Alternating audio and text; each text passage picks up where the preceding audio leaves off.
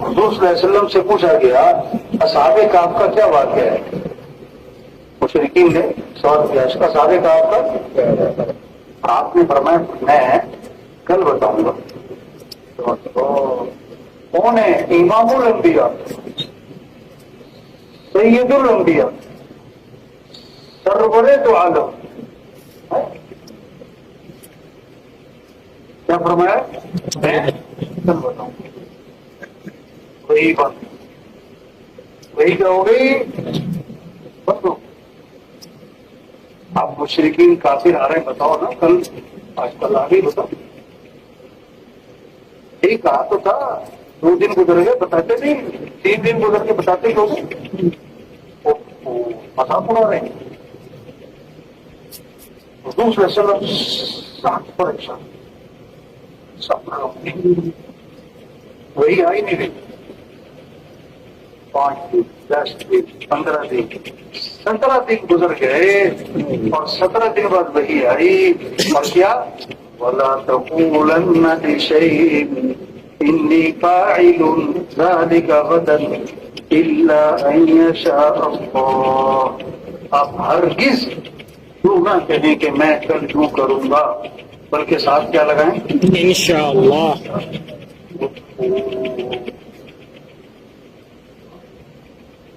اب ہم کبھی کیا تو بول جاتے ہیں تو ہم سمجھتے ہیں میرا سال لگ گیا، ہم ایسے کر لو، ایسے کر لو، ایسے کر لو. اللہ ہی سجائے تو آپ کیا بولتا ہے.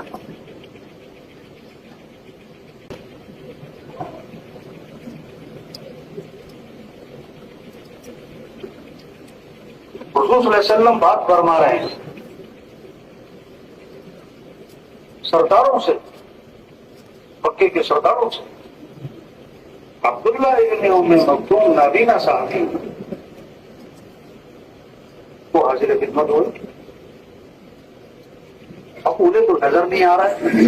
اب وہ کھڑے ہو کر زور سے حضور صلی اللہ علیہ وسلم کو پکار رہے ہیں اور کچھ سوال کر رہے ہیں، کچھ پوچھ رہے ہیں اللہ کے نبی سے. اور آپ بات فرما رہے ہیں سرداروں سے. حضور صلی اللہ علیہ وسلم کو ناگواری ہوئی کہ میں سرداروں سے بات کروں، اور یہ ابھی بھی اپنی بات یہ تو بعد میں بھی پوچھ سکتے ہیں. آپ نے فرمایا کچھ نہیں، لیکن آپ کو ناگواری تھی. ہاں، آپ کے چہرے پر اس کے اثرات تھے. فوراً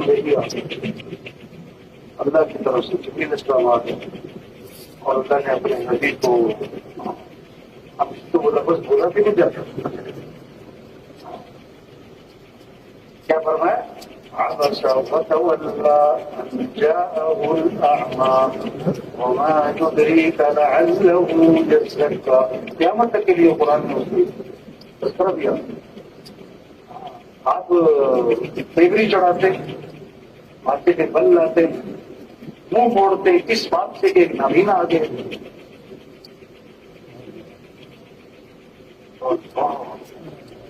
میں نے اپنے نبی کو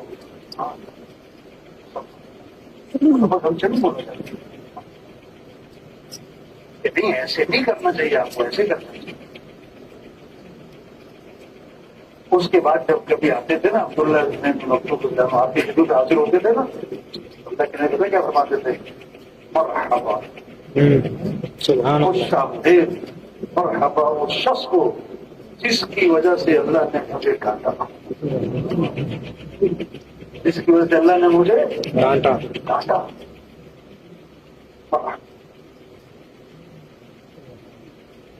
تو بھائی یہ تربیت انبیاء کا کام ہے.